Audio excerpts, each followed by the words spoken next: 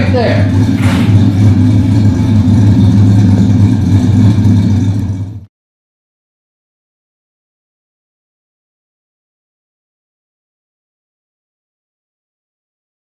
This here is a purpose-built trailer tongue box. This is a 3 cubic foot storage capacity. It's shaped specifically to fit over there, onto there. Right there. The idea is mock-up now, and we'll see what the best location is, and we can try and see where it's going to be permanently affixed to the trailer.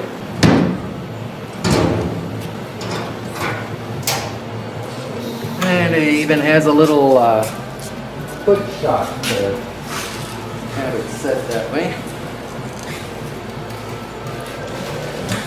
Alright.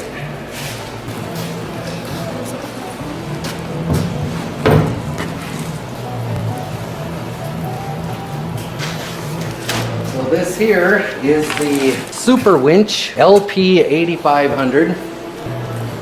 It has 90 feet of cable here, so that's excellent because it's a 18-foot trailer, 17. It has an 8,500 pound pull, and we got a pretty good deal on it. You have your hard link for the battery, and then you also have the negative for the battery, and then on top of that you get a hook with the most annoying little device that was ever invented. Is this motherfucker. All it does is hinder your progress. It never makes it safe, ever. And it never lasts. The winch also comes with this insanely gnarly ass looking bus bar, which we are going to have to look at the instructions to see what the f that's about. But it's likely for the remote and the negative and positive points. Here's the remote, which you'll see a little bit more of later. The one deal is that it does have this for the cable, and after much discussion and so on, even though that this is ground smooth, we were still freaking out about the cable wearing onto this and not coiling properly. So we did the upgrade and got the roller fairly. So in this way, that cable will wind correctly regardless of how it's being pulled in there. So this sits in here with a hole cut on the one side, and this will be attached to the outside, hopefully nice and orderly. We're going to have this battery inside the box along with the winch. It also will have a charging system, two-way, a 2-watt solar panel, and it's amorphous, whatever the f that means. So we'll get to it. We'll see what mock-up happens, and we'll go from there.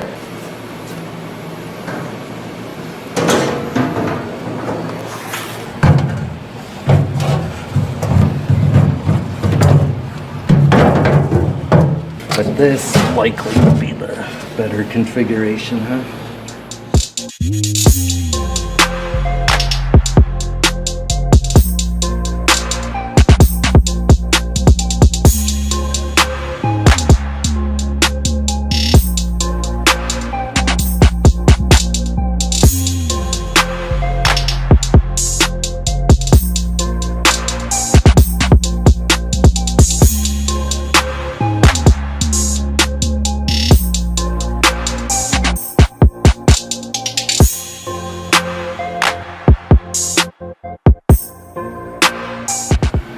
So all we had to do was install a solar panel on the top of this box. Of course, we got a roller fair lead installed in the front of the box, and the box and the winch right there are bolted down to the trailer.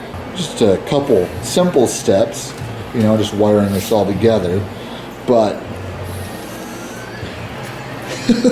we made a huge mess with all these tools we had to use to make sure this was installed properly. So it took a while, took some effort, but I'm very happy with how this turned out. We are very happy with it. Not much is left on this. All the holes have been sealed with the caulking, and hopefully then water won't drip in there. So what we have here now is that we're ready to try to test the operation of the winch. We have it on disengage now so that we can pull the cable out. So now we will put this into engage, but it's you know, what is the temperature outside is like 7 below zero. So in here it was around probably 12 degrees or something. And this lever does not want to move, but it did after some effort. This battery too was fully charged, but with the cold, we don't know. The remote itself has a simple out and in, so we're going to draw it in, hopefully.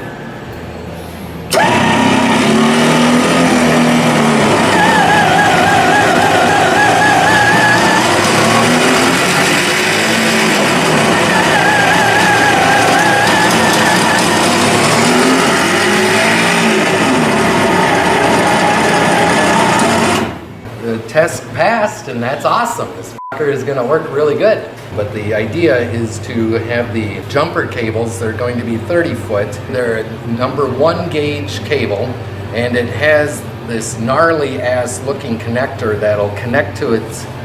So that will remain in here. So we're going to wire in a quick connect that connects to a pair of jumper cables that'll head to the battery of the truck, which will be running. Correct. Only the quick connect will be left in here, obviously. You won't have to connect jumper cables to this battery. That's what we want to eliminate. And then the truck will also charge this battery as well at the same time that we're using the winch. Yep.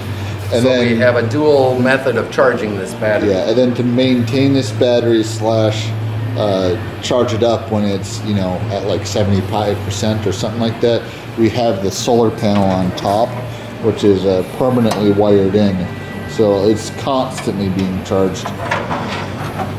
Thank you, Stacy David, for the great idea of how to do something like this, because this will make our job 100% easier trying to get those non-running cars onto the trailer. And that's kind of our forte, is getting those kinds of vehicles, because normally they have a fairly decent body, but they have a catastrophic failure with either the motor or the engine or the transmission.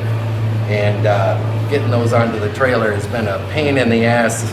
This worked out slick. There was some drama with the way that the holes lined up with the way that the winch is mounted. It all did mount together real nice. So underneath here, where the frozen floor mats are, we have the mounting location of the winch. And to make it more theft proof, the idea is going to be to tack weld these bolts to the trailer bed itself, and good luck getting those off. Well, I'll just use a battery grinder. Good luck again, because these are grade 8 and they likely won't come off very easy. So any of you that are thinking about trying to steal one of these things, I admire your fortitude, but better plan ahead. Once we get the jumper cables, look forward to giving it another test. Yeah.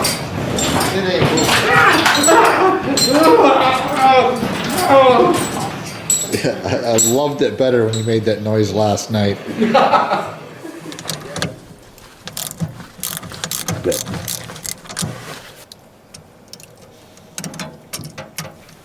Well, the one end is jumper cables then that are the normal clamps. These are a number 1 gauge wire, so they're ultra heavy duty. They can handle quite a few amps. Then it has this very cool quick connect here.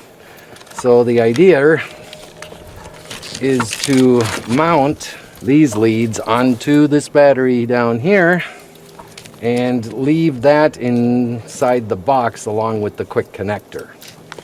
So that'll make it a lot easier to deal with.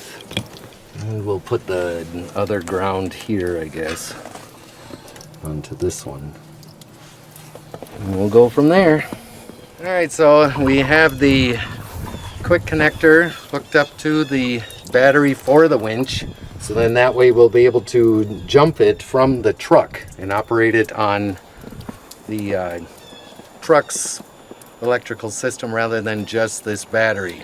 So 30 we'll see feet. if it makes it all the way over there. Should be plenty to get up to the front of the truck.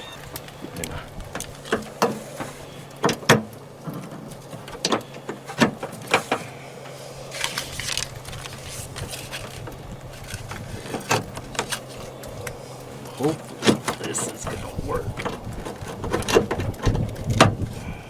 Seems like it should.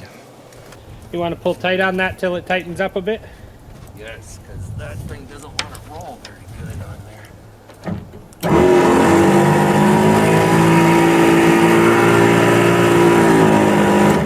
Now you want to test the pulling power and just leave it in park?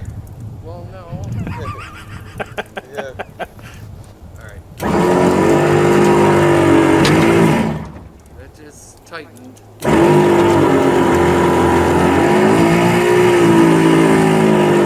Alright, now straight-ish. Right there.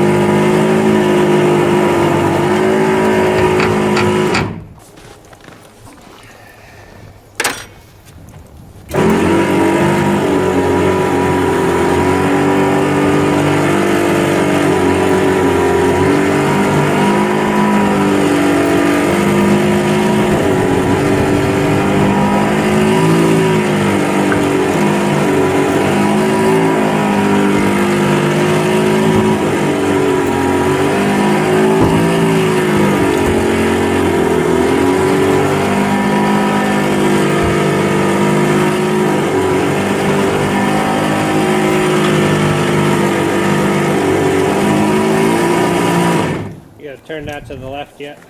There you go.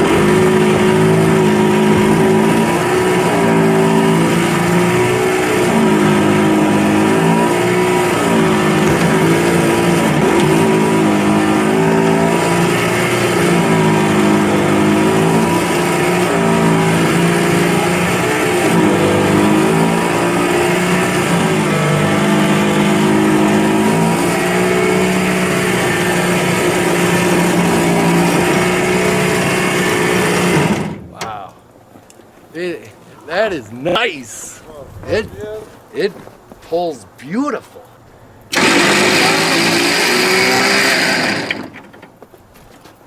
I was like, don't roll into the box. No. Don't roll into the box. I know. We should put a couple of those posts that they have at drive-throughs. Weld those bitches onto the bed, you know. The Intrepid went onto the trailer really nice. It had the pulling power that we needed for it because these are pretty heavy-ass cars. It pulled it on effortlessly, and Wheels, the spotter, noticed that the box didn't move whatsoever during the pull. So we're golden. This is a very nice setup. I'd recommend that winch to most anyone. It's pretty cool that we have that kind of convenience now to be able to pull the derelict cars up onto the trailer without using the f***ing come along. So very cool.